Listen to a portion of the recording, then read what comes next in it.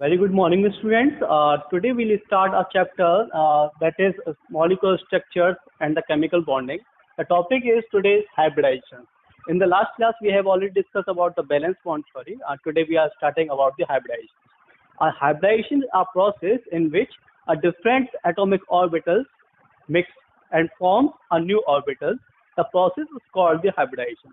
इस प्रोसेस के अंदर होता क्या है कि हमारे वैलेंस सेल्स के जितने भी इलेक्ट्रॉन्स वैलेंस सेल्स होते हैं, जिसमें अगर बात की जाए कि एनर्जीज के बारे में, तो उनकी एनर्जी जो होती है स्लाइटली डिफरेंस हो सकती है या फिर अप्रोक्सीमेट कह सकते हैं, उनकी एनर्जी जो होती है लगभग बराबर होती है। अब ऐसे सेल्स क्या करेंगे, आपस में मिक्स होके न्यू सेल्स की फॉर्मेशन करते हैं।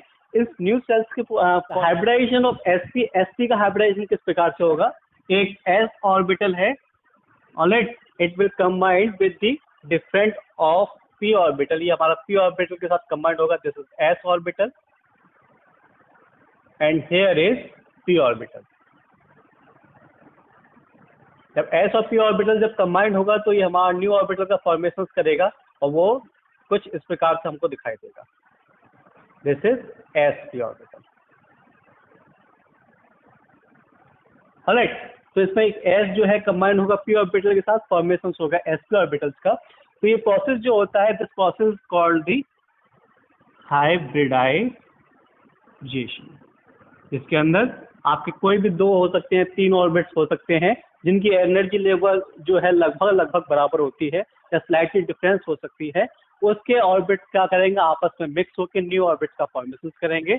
जो न्यू ऑर्बिट्स बनेंगे that is called the hybrid orbit. चल ठीक है। और ये प्रोसेस जो था आफ्टर बीवीटी जो एक्सप्लेन किया गया था, that is need for by the Pauling ने कहा था, बाय द पाउलिंग ने कहा था कि इसके लिए डिटर्मिनेशन के लिए था कि ये शेप्स ऑफ मॉलिक्यूल्स के बारे में बताएगा कि मॉलिक्यूल्स की जो शेप है वो किस प्रकार से होगी।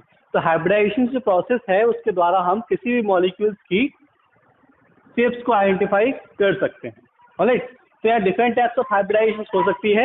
यहाँ हाइब्रिडाइजेशन डिपेंड करेगी कितने नंबर ऑफ ऑर्बिट्स जो है वो हमारे मिक्सअप्स होंगे, ऑलराइट। अगर हमारा एक ऑर्बिट है, दो पी एक एस ऑर्बिट, अगर एक पी के साथ कंबाइंड होता है तो एक एस और एक पी कंबाइंड होकर एस पी ऑर्बिटल का फॉर्मेशन करेंगे।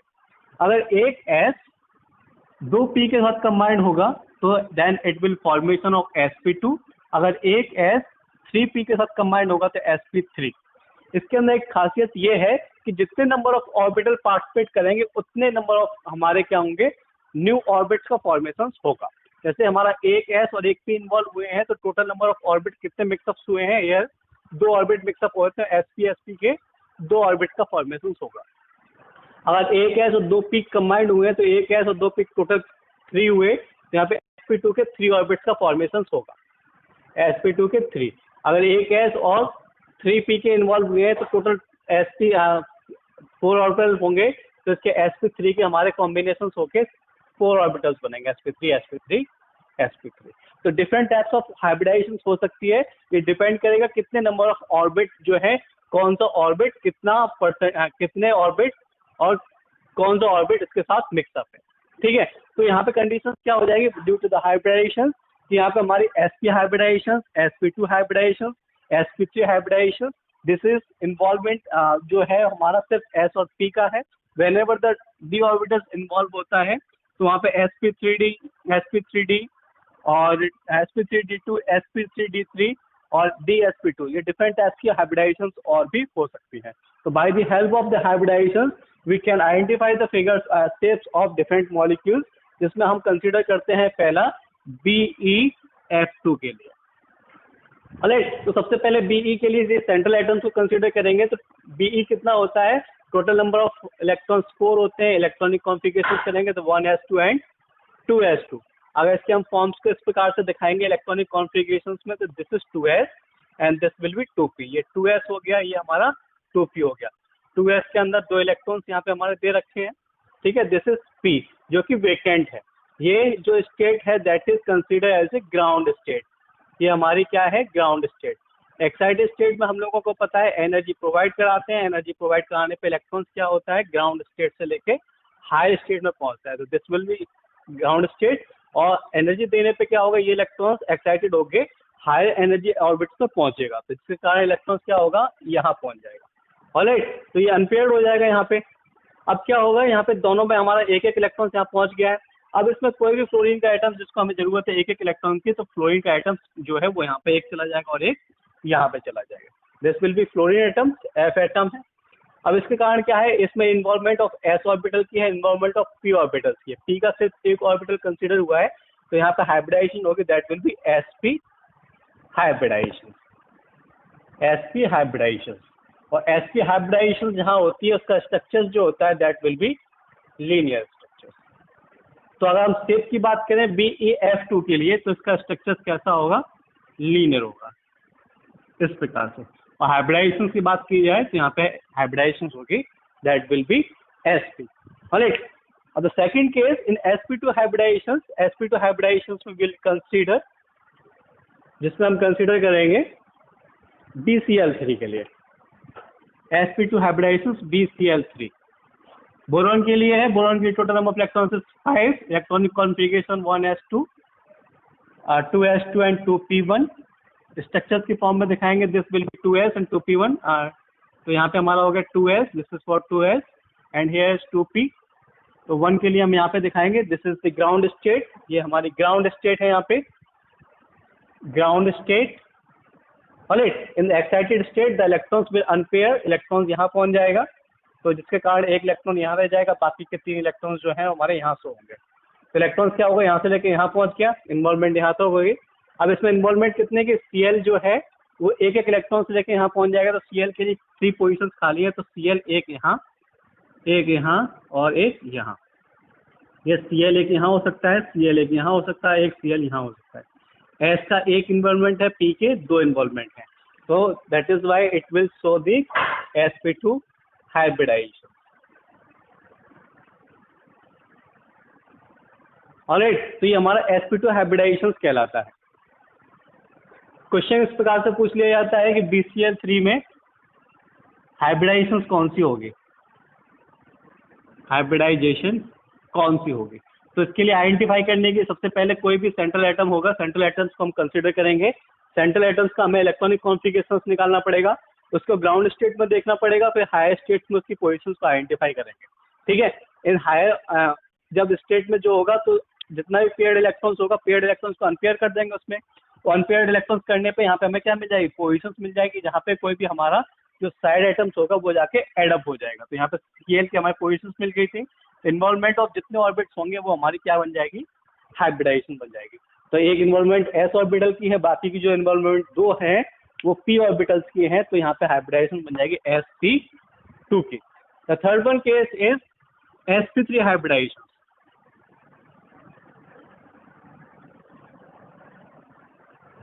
sp3 हाइब्रिडाइजेशन देख लेते हैं। sp3 में इन्वॉल्वमेंट क्या होगी, p की 3 होगी। एग्जाम्पल जो है that will B methane compound लेके चला है, CH4।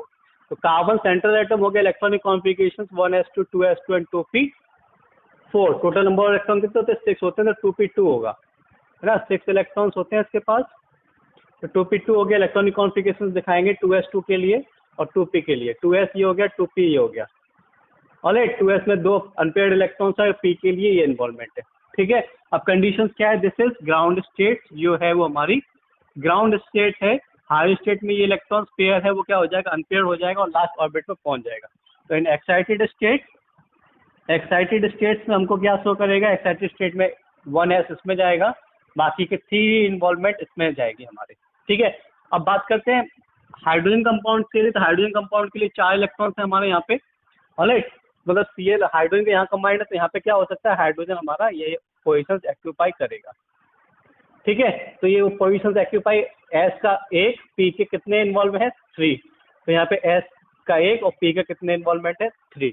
यहाँ पे हाइब्रिडाइजेशन क्या होगी, sp3 हाइब्रिडाइजेशन।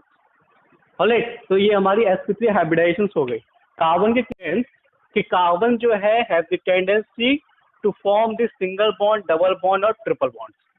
ऑलराइट, तो वो कार्बन के अंदर टेंडेंसी होती है कि वो हमारा सिंगल बॉन्ड का फॉर्मेशन कर लेता है, डबल बॉन्ड का फॉर्मेशन कर लेता है और ट्रिपल बॉन्ड का भी फॉर्मेशन कर लेता है। ठीक है, सिंगल बॉन्ड में एक सिग्मा बॉन्ड होता है, डबल बॉन्ड में एक सिग्मा और एक पाई बॉन्ड होता है, ठीक है। सिग्मा बॉन्ड, इसमें 1 सिग्मा और 1 पाई बॉन्ड होता है। और अगर ट्रिपल बॉन्ड की बात की है तो एक सिग्मा बॉन्ड और बाकी के 2 पाई बॉन्ड्स होते हैं, ठीक है। अब यहाँ पे कंडीशंस ये है जो कि हम ऑर्गेनिक में भी कंसीडर करते हैं, बट लेकिन यहाँ पे कुछ चीज़ सीख लेते हैं कि कार्बन के जो बॉन्ड है ना, कार्बन मतलब ऑर्गेनिक कंपाउंड्स में, तो ऑर्गेनिक कंपाउंड्स में जब हम sp2 हाइब्रिडाइजेशन को कंसीडर करेंगे तो हाइब्रिडाइजेशन जो कंसीडर करते हैं इन ऑर्गेनिक कंपाउंड्स में, हाइब्रिडाइजेशन वो कंसीडर करते हैं ओनली सिग्मा बॉन्ड्स। उसके अंदर हम सिग्मा बॉन्ड्स को कंसीडर करके चलते हैं। नंबर ऑफ सिग्मा बॉन्ड्स होंगे उतने नंबर ऑफ यहाँ पे हम ऑर्बिटल्स को कंसीडर कर देंगे, ऑलराइट। तो जैसे कि हमारे सिग्मा बॉन्ड्स अगर 2 हैं, 2 सिग्मा बॉन्ड के साथ बनना है तो उसमें 2 सिग्मा बॉन्ड का मतलब हो गया एक S और एक P। अगर 3 सिग्मा बॉन्ड है तो एक S और बाकी के 2 P। अगर 4 सिग्मा बॉन्ड है तो इसको हम लेके चलेंगे sp3, ऑलराइट। पाई बॉन्ड्स को हम कंसीडर नहीं करेंगे, ठीक है। अब फॉर एग्जांपल इसको कंसीडर कर लें कि CH3 मॉलिक्यूल, CH2 और CH3, ऑलराइट। यहाँ पे हम कंसीडर करके चलें हाइब्रिडाइजेशन के लिए, सॉरी यहाँ पे डबल बॉन्ड कर लेते हैं। यहाँ पे क्या हो गया, कार्बन के पास नंबर ऑफ हाइड्रोजन बॉन्ड के साथ ये हाइड्रोजन बॉन्ड है, कार्बन हाइड्रोजन, ये डबल बॉन्ड कार्बन, ये हाइड्रोजन, ये हमारा C के साथ हाइड्रोजन हाइड्रोजन हाइड्रोजन, ऑलराइट। तो यहाँ पे बॉन्ड हम कंसीडर करेंगे 1 2 3 एंड 4 सिग्मा बॉन्ड है तो sp3। इसके अंदर हम सिग्मा बॉन्ड करेंगे, एक बॉन्ड ये हो गया, दूसरा ये, तीसरा ये, चौथा जो बॉन्ड है दैट विल बी पाई। तो इन्वॉल्वमेंट कितनी सिग्मा बॉन्ड की, 3। तो यहाँ पे इन्वॉल्वमेंट क्या हो जाएगा, sp2 हाइब्रिडाइजेशन का केस है। यहाँ पे नंबर ऑफ 3 बॉन्ड्स होंगे 1 2 और 3 सिग्मा बॉन्ड है तो यहाँ पे क्या हो गया sp2। और यहाँ पे नंबर ऑफ कितने, 4 सिग्मा बॉन्ड है, 4 सिग्मा बॉन्ड होने की वजह से इसमें क्या हो जाएगा sp3, राइट। तो ये जो केस है ये हमारा ऑर्गेनिक कंपाउंड्स के अंदर जब हमको आइडेंटिफाई करना हो कि हमारा कौन सा हाइब्रिडाइजेशन है, ऑलराइट। क्योंकि हाइब्रिडाइजेशन जो है वो हमें ऑर्गेनिक कंपाउंड्स में हेल्प करता है आइडेंटिफाई दी एसिसिटी और बेसिसिटी। बेसिकली क्या है कि अगर हम sp के अंदर देखते हैं S करेक्टर कितना प्रेजेंट है, sp2 एंड sp3। sp में अगर बात की जाए कि sp किस प्रकार से फॉर्मेशन हुआ है तो एक S मिला है और एक P मिला है, मतलब 50% इसका इन्वॉल्वमेंट है, 50% इसका इन्वॉल्वमेंट है। अगर sp2 की बात की जाए तो इसके अंदर एक S है, बाकी के 2 P है। तो इसमें अगर परसेंटेज देखा जाए तो टोटल 3 होगा, 3 में एक इसका इन्वॉल्वमेंट है तो कितना हो जाएगा, 33%। अगर sp3 की बात की जाए तो एक S है, बाकी के 3 P हैं, ऑलराइट। तो टोटल कितना हो गया, 4 में एक प्रेजेंट है तो टोटल परसेंटेज कितना हो गया, 25%। एसिसिटी और बेसिसिटी का मतलब यहाँ पे ये है जो हम आगे जाके स्टडी करेंगे कि जितना ज़्यादा मोर एस करेक्टर होगा, मोर एस करेक्टर का मतलब यहाँ पे परसेंटेज ऑफ ये एस करेक्टर कितना प्रेजेंट है। तो जितना ज़्यादा एस करेक्टर होगा वो हमारा कितना होगा, एसिडिटी उतना ज़्यादा देगा, ठीक है। तो ये हम ऑर्गेनिक में कंसीडर करेंगे, बट यहाँ पे थोड़ा समझा दिया है कि हाइब्रिडाइजेशन से कहाँ ऑर्गेनिक कंपाउंड्स में इस चीज़ को हम लिंक कर सकते हैं, ठीक है। तो मैं आप बात कर रहे थे हम लोग कार्बन कंपाउंड्स के बारे में। कार्बन कंपाउंड्स के पास टेंडेंसी होती है कि वो single bond, double bond, triple bond को फॉर्मेशन कर सकता है। तो अगर हम इसमें CH3 ये मॉलिक्यूल कंसीडर करेंगे तो इस मॉलिक्यूल्स में कौन सी हाइब्रिडाइजेशन होगी यहाँ पे और यहाँ पे। तो टोटल नंबर ऑफ यहाँ पे क्या कंसीडर करेंगे, पाई बॉन्ड्स कितने हैं, सिग्मा बॉन्ड्स कितने हैं। तो ये मॉलिक्यूल्स देख लिया, इसके अंदर एक सिग्मा ये हो गया, एक सिग्मा ये है, बाकी के ये 2 क्या है, पाई बॉन्ड्स हैं। तो नंबर ऑफ 2 सिग्मा बॉन्ड्स होने की वजह से यहाँ पे कौन सी हाइब्रिडाइजेशन होगी, दैट विल बी sp। तो यहाँ पे कौन सी होगी, sp हाइब्रिडाइजेशन, ठीक है। तो ये आइडेंटिफाई करने के लिए कि यहाँ पे कौन सी हाइब्रिडाइजेशन होगी। तो this is are the example of methane which is explain that here is sp3 hybridization, alright. तो ये कार्बन कंपाउंड्स का एग्जांपल होगा जिसमें हमारी हाइब्रिडाइजेशन है sp3। sp3 हाइब्रिडाइजेशन के कुछ एग्जांपल्स और हैं, that will B NH3 molecules and water molecules. अगर NH3 मॉलिक्यूल्स के बारे में बात की जाए तो NH3 मॉलिक्यूल्स में टोटल नंबर ऑफ इलेक्ट्रॉन्स 7 है। इलेक्ट्रॉनिक कॉन्फ़िगरेशन करेंगे 1s2 2s2 2p3। अब इसमें इन्वॉल्वमेंट की बात की जाए तो यहाँ पे जो 1s2 है वो इस प्रकार से हमारा दिखाई देगा, P के ये अनपेयर हो गए, ये 1 ये 2 और ये 3। यहाँ पे इन्वॉल्वमेंट जो है वो हाइड्रोजन यहाँ पे आके पोजिशन ऑक्यूपाई कर लेगा, बट यहाँ पे लॉन पेयर का भी इन्वॉल्वमेंट है, लॉन पेयर इन्वॉल्वमेंट। तो that is why it will consider S, इसमें एस ऑर्बिटल भी हमारा कंसीडर किया जाएगा। बाकी के पी के 3 इन्वॉल्वमेंट है, तो यहाँ पे कौन सी हाइब्रिडाइजेशन होगी, that will be sp3 hybridisation.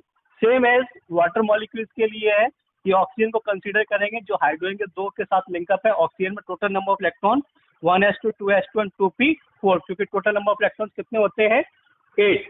अगर स्ट्रक्चर्स की बात की जाए तो ये 2 इसमें हो गया, बाकी के p4 इसमें दिखाएंगे, 2 इलेक्ट्रॉन्स यहाँ पे, p4 में यहाँ पे, तो p4 ये इस प्रकार से इसके अंदर दिखाएंगे। और तो ये ऑक्सीजन की क्या है, ये ऑक्सीजन की लॉन पेयर है, तो लॉन पेयर ऑफ ऑक्सीजन में पार्टिसिपेट करने की वजह से ये S और ये P क्या लिया जाएगा, एडअप किया जाएगा, तो इन्वॉल्वमेंट किसका होगा, sp3। तो वाटर मॉलिक्यूल्स और NH3 मॉलिक्यूल्स के अंदर हाइब्रिडाइजेशन जो होगी that will be sp3 hybridisation वहां पे हमको मिलेगी। ऑलराइट, तो these are the examples for the hybridization of S and P। अब बात करते हैं involvement of d orbitals. d orbitals के बारे में बात करते हैं कि जब d ऑर्बिटल्स का कंसीडर किया जाएगा, तो d ऑर्बिटल में फॉर एग्जांपल सबसे पहले है PCl5। जो PCl5 का हमने ऑक्टेट रूल जब फॉलो अप नहीं करता तो वहां पे एक्सप्लेन नहीं कर पाए थे, वो चीज यहाँ पे एक्सप्लेन हो सकती है। कैसे होगी कि फास्फोरस जो है टोटल नंबर ऑफ इलेक्ट्रॉन्स कितने हैं इसमें, 15 है। Electronic configuration 1s2 2s2 2p6 3s2 3p3। Alright, तो यहाँ पे इसको हम यहाँ पे कंसीडर करेंगे। यहाँ पे कंसीडर करने का यहाँ पे मतलब हो गया कि ये 3s2 हो गया, हेयर इज 3p3 1 2, ये 3p3 का है, बट इसके पास क्या है, एक वेकेंट d ऑर्बिटल है। This is vacant d orbital. Vacant d orbital होने की वजह से ही यहाँ पे क्या होगा, यहाँ पे जो इन्वॉल्वमेंट है कि हायर स्टेट्स में ये इलेक्ट्रॉन क्या करेगा, यहाँ से यहाँ 3d हाई एनर्जी में पहुंच जाएगा, तो 3d इन्वॉल्वमेंट की वजह से यहाँ पे d ऑर्बिटल जो है वो उसका इन्वॉल्वमेंट हमको यहाँ पे शो होगा। तो अनपेयर्ड इलेक्ट्रॉन यहाँ हो जाएगा, ये अनपेयर्ड और ये अनपेयर्ड। तो टोटल नंबर ऑफ इलेक्ट्रॉन में पोजीशन कितनी है, एक ये, दूसरा ये, तीसरा ये, चौथा ये और पांचवा ये। तो Cl के इसमें 5 मॉलिक्यूल्स जाके एडअप हो सकते हैं, Cl Cl Cl Cl and Cl। तो ये क्या हो गया, फॉर्मेशन हो गया PCl5 का। अगर बात की जाती थी, जैसे हमने एग्जांपल ले रखा था, NCl5 का फॉर्मेशन नहीं होता, तो NCl5 का फॉर्मेशन क्यों नहीं होगा, because of it has not vacant d orbital, है ना। इसके पास क्या होता है, वेकेंट d ऑर्बिटल्स नहीं होता, क्योंकि ये जो ऑर्बिटल है क्या कहते हैं, नाइट्रोजन, वो हमारा किससे है, सेकंड पीरियड से है। और सेकंड पीरियड का मतलब ये है कि वहाँ पे हमारा डी ग्रुप प्रेजेंट नहीं होगा, ठीक है। तो यहाँ पे सिर्फ और सिर्फ हमारा सेकंड पीरियड प्रेजेंट में सिर्फ p ऑर्बिटल होता है, but in the case of phosphorus के केस में हमारा 3d ऑर्बिटल्स होता है। जो हायर स्टेट्स में क्या करेगा, इलेक्ट्रॉन्स अनपेयर्ड होकर हमारा d ऑर्बिटल्स में पहुंच जाएगा। तो here is involvement of vacant d orbitals, that is by it's form the PCl5। अब स्ट्रक्चर्स में देख लेते हैं, इन्वॉल्वमेंट p की हो गई तो s का 1, p के 3 और d का कितना 1, तो इसकी हाइब्रिडाइजेशन क्या होगी, sp3d। Alright, so this is the structures for the hybridization for PCl5 के लिए है। इसके बाद बात करते हैं sp3d2 SF6 के लिए।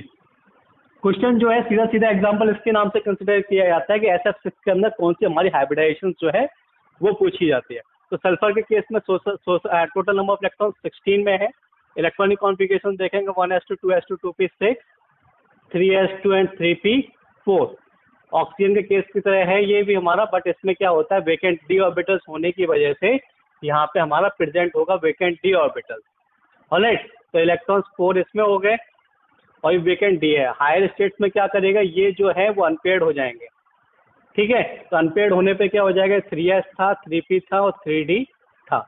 ये ग्राउंड स्टेट में थे, ग्राउंड स्टेट, और हायर स्टेट्स में क्या होगा, हायर स्टेट्स में, ठीक है।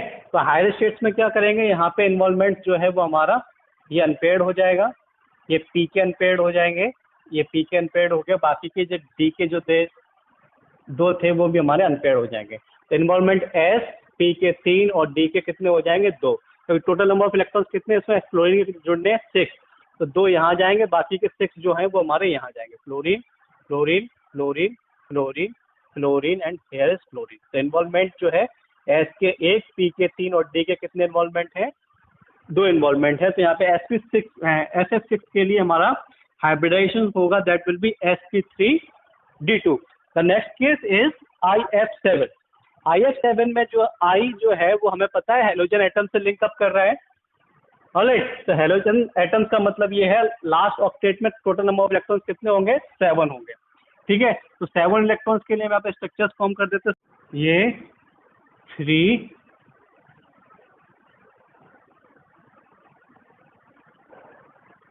तो 2s2, ये 4, ये 7 होगा। ठीक है, अब 7 के केस में क्या है, ये ग्राउंड स्टेट है, दिस इज ग्राउंड स्टेट। तो जब एक्साइटेड स्टेट होगी तो ये और ये क्या हो जाएंगे, अनपेयर्ड हो जाएंगे।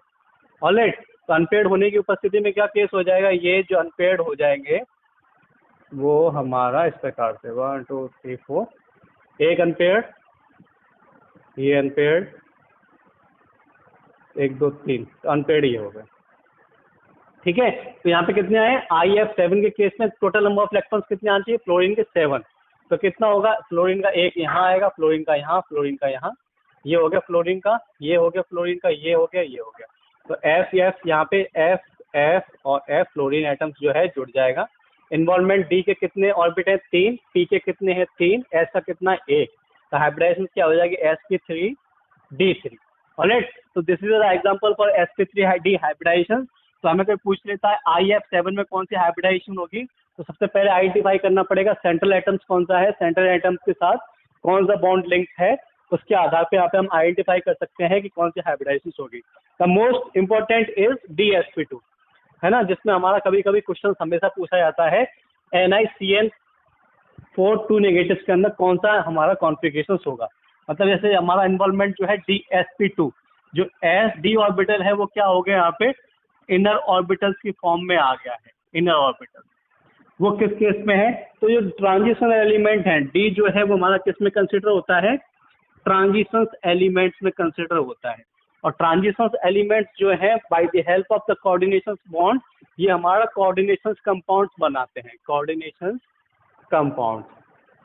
ठीक है, कोऑर्डिनेशन कंपाउंड्स में जो है वो बेसिकली क्या होता है, सेंट्रल मेटल एटम्स है, दूसरे 7 बॉन्ड्स के साथ जो सेंट्रल मेटल एटम के साथ जो बॉन्ड लिंकअप होता है, तो सेंट्रल एटम्स के साथ ये CN जो एडअप है that is called the ligands.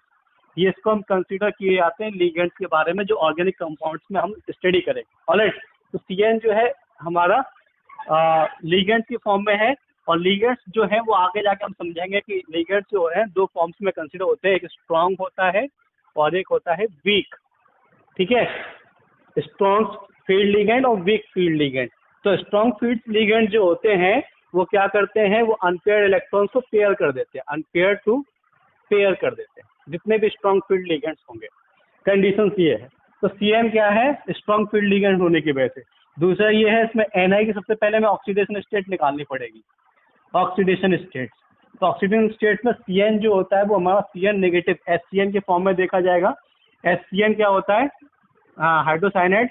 अगर इसमें से H हटा देंगे तो CN पे क्या होता है, नेगेटिव चार्ज होता है, तो CN की नेगेटिव ऑक्सीडेशन स्टेट कितना हो गया, -1।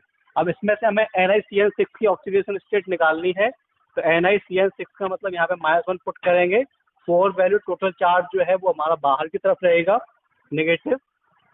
ऑक्सीडेशन स्टेट के लिए जिसकी आइडेंटिफाई करनी होती है उसकी X रखते हैं, ये 4 का मल्टीप्लाई हो जाएगा, तो 4 -1 टोटल जितना होता है उसको हम यहाँ पे रखते हैं। जैसे कि हम बात कर रहे थे कि ऑक्सीडेशन स्टेट क्या होती है, कोई भी कंपाउंड्स हो उसके ऊपर जो चार्ज पार्टिकल होता है वही हमारी क्या होती है, ऑक्सीडेशन स्टेट होती है। पूरे कंपाउंड्स के हमें आइडेंटिफाई करनी पड़े तो ये एटम हो गया, इसकी ऑक्सीडेशन स्टेट प्लस इसकी ऑक्सीडेशन स्टेट टोटल जो होगी वो हमारे इसके चार्ज के बराबर होगी। तो वही एक चीज़ यहाँ पे है कि हमें फाइंड आउट Ni की करनी है, तो Ni के केस में हमने इसको X लेके चले हैं। CN की जो होती है oxidation state that will B -1।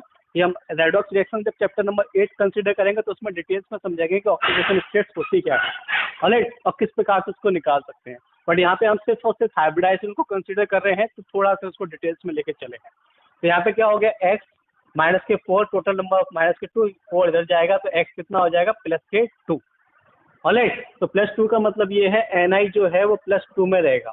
Ni +2 का मतलब ये है कि इलेक्ट्रॉन्स कॉन्फ़िगरेशन करेंगे तो 28 है, तो हमें इलेक्ट्रॉनिक कॉन्फ़िगरेशन करने का 1s2 2s2 2p6 3s2 3p6 4s2 और 3d8, ठीक है, 4s2 एंड 3d8 का केस लेके चलेंगे। अब इसमें क्या है कि 2 इलेक्ट्रॉन्स निकले हैं तो आउटर मोस्ट से 2 इलेक्ट्रॉन्स यहाँ से निकल जाएंगे, तो लास्ट इलेक्ट्रॉनिक कॉन्फ़िगरेशन क्या होगी, that will B 3d8।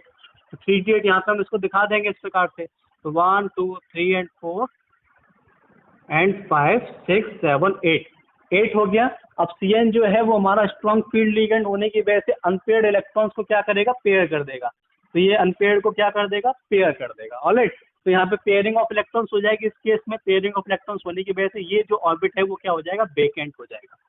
Alright, अब इसमें क्या है, Cn के हमें कितने एटम्स जोड़ने हैं, Cn के 4 एटम्स जोड़ने हैं, तो एक तो हमारा डी इन्वॉल्वमेंट हो गया, बाकी के जो बचेंगे वो 4s के पास जाएंगे, ठीक है, तो डी के पास एक इन्वॉल्वमेंट हो गया, एस के पास एक जाएगा और बाकी के पी के पास जाएंगे, ठीक है, 1 2 3।